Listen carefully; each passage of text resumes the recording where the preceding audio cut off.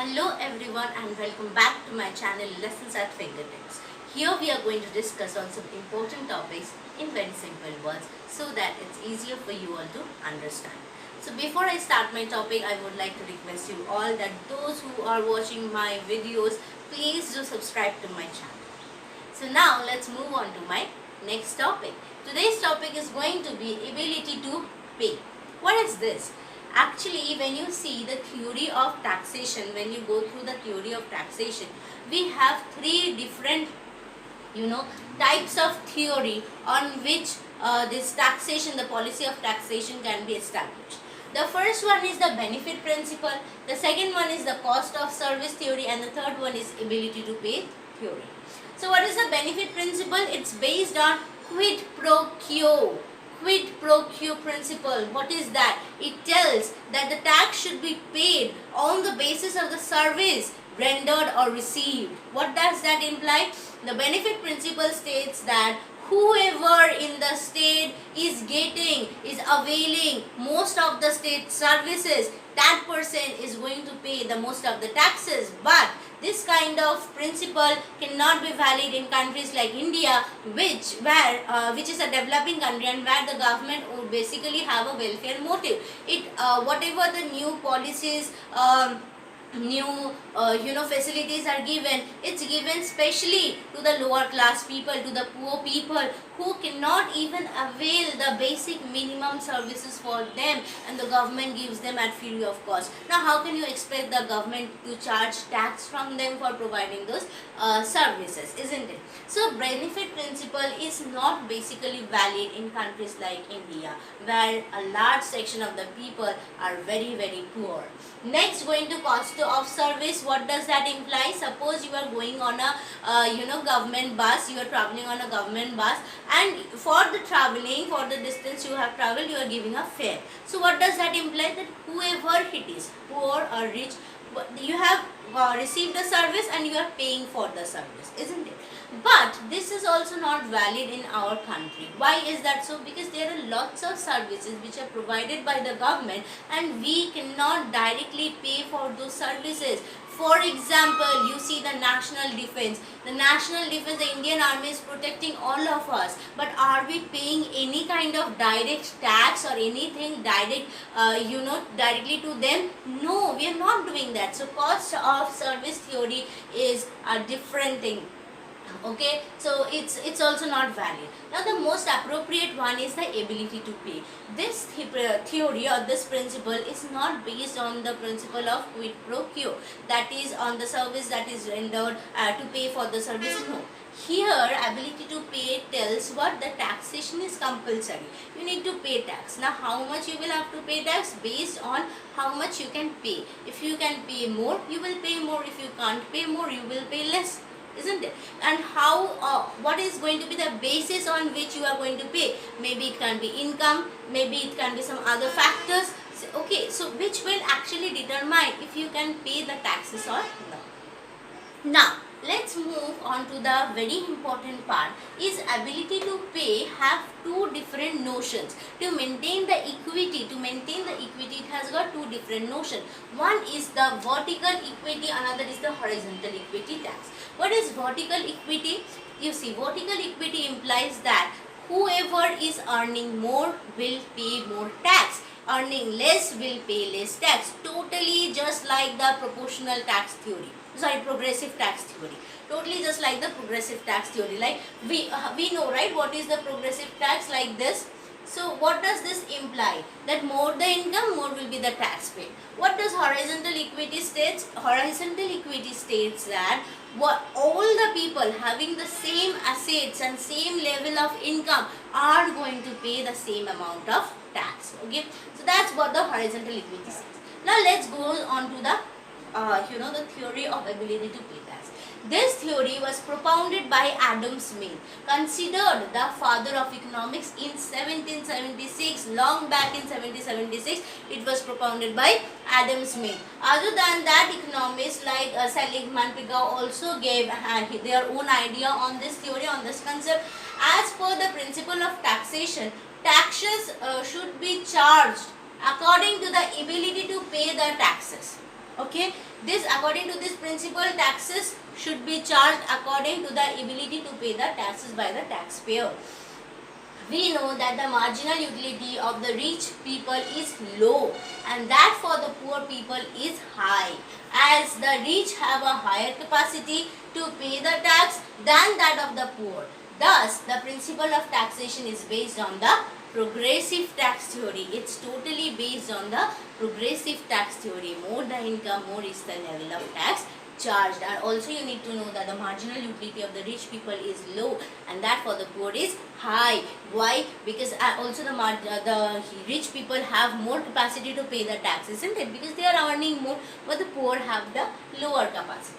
Now let us move on to the another part, that is the ability to pay tax has two different approaches. One is the subjective approach, one is the objective approach. If we see the subjective approach, it is basically based on the fact that it's a psychological concept. Okay, why is that so? Then how much, that is how much he wants means the taxpayer wants to forego or sacrifice while paying a certain amount of tax.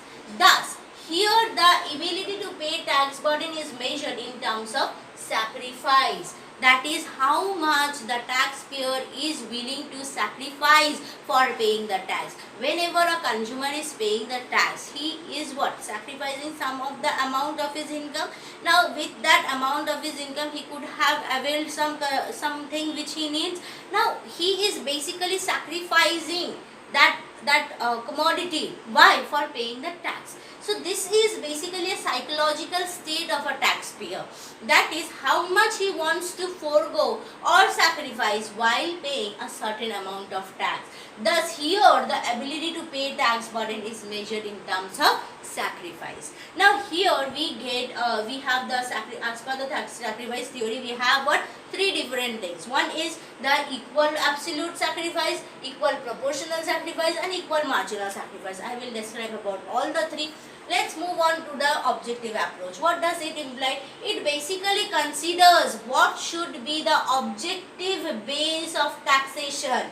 Like as I have said you earlier here, that the person who is able to pay more will pay more. But what should be the base to select that this person is able to pay more? How do you know that? You can know that here we have the objective approach. In the objective approach, you get to know the base on which you can say that who should be paying more or who should be paying less. The first one is income. More the income, more will be the tax paid. Now this income, if I mix it with this family size, I will tell you one thing. You have a bigger family, many family members are earning. Overall in the family you get a higher income. Also there is another person who is having the same level of income. Suppose this family income is 1 lakh, that person is also earning 1 lakh. Now for this family paying 1 lakh, whatever will be the whatever will be the sacrifice is not going to be the same for the person who alone earns 1 lakh, isn't it? That person alone earns 1 lakh and he is not even having a family to feed. So what do you expect? So on the basis that his ability to pay the taxes much more than this family, the person with such a big family, his ability, that single person's ability to pay the taxes much more. So on the basis of this also, only on the basis of income or family size, you cannot actually decide that who should be paying more, who is more able to pay the tax. Next, wealth or property. Again the same thing. Yes, if you are having more wealth or property, you will be paying more taxes to it. Direct taxes are there. If you have the property taxes are there. But sometimes what happens is there are certain circumstances where this wealth or property cannot actually determine alone that if it is a good base for the taxation system, if it is really going to show that the person is able to pay that much of tax. Okay. Next is also consumption expenditure. This consumption expenditure, on the basis of consumption expenditure, Professor Kaldor said, he made this base like the people who are consuming more, means what, he is having more income, so he is consuming more, so he can pay more tax. But this is again creating a problem. Whenever people will see that if my consumption is the reason that I have to pay more, they will reduce the consumption. If they reduces the consumption, then why will the producer again start producing? So there again goes a negative way. It goes to a negative different direction, where people are, when producers will also not will to produce, the people will not be willing to consume, because what they are saying that my consumption expenditure is going to be the base for the taxation system. So overall I can say this can act as the basis of taxation, but not all alone. There should be other factors too to determine the basis of taxation. Now we will discuss on these three different sacrifice theory. Okay, so now let us discuss about the ability to pay. Under the ability to pay, we have the sacrifice principle. So in sacrifice principle, we already discussed that there are three principles. What are they? The first one is equal absolute sacrifice. What does that imply? Suppose if a person is earning monthly 50,000, another person, suppose A, individual A is earning what? 50,000 per month. Okay, and individual B is earning 1 lakh per month.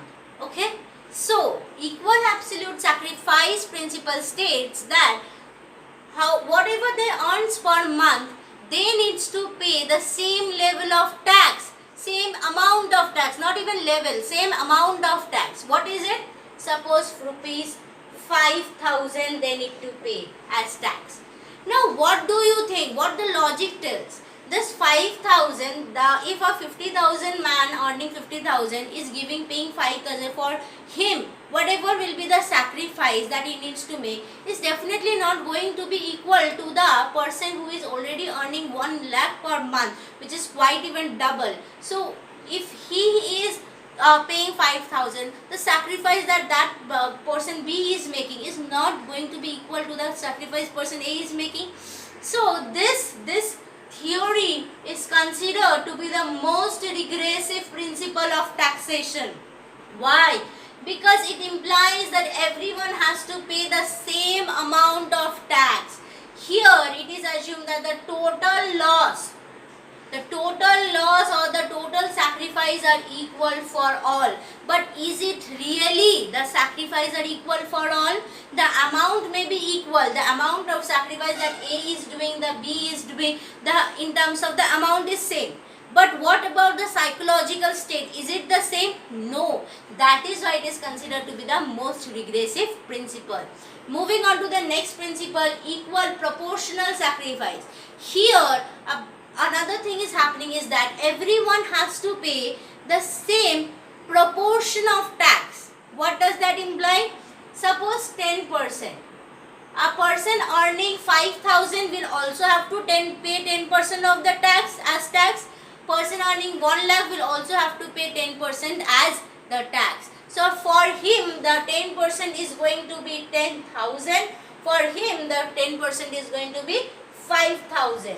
So it is considered to be a lesser regressive principle of tax, because here at least the person who is having a more salary is going to pay the tax more, because the proportion is going to be the same.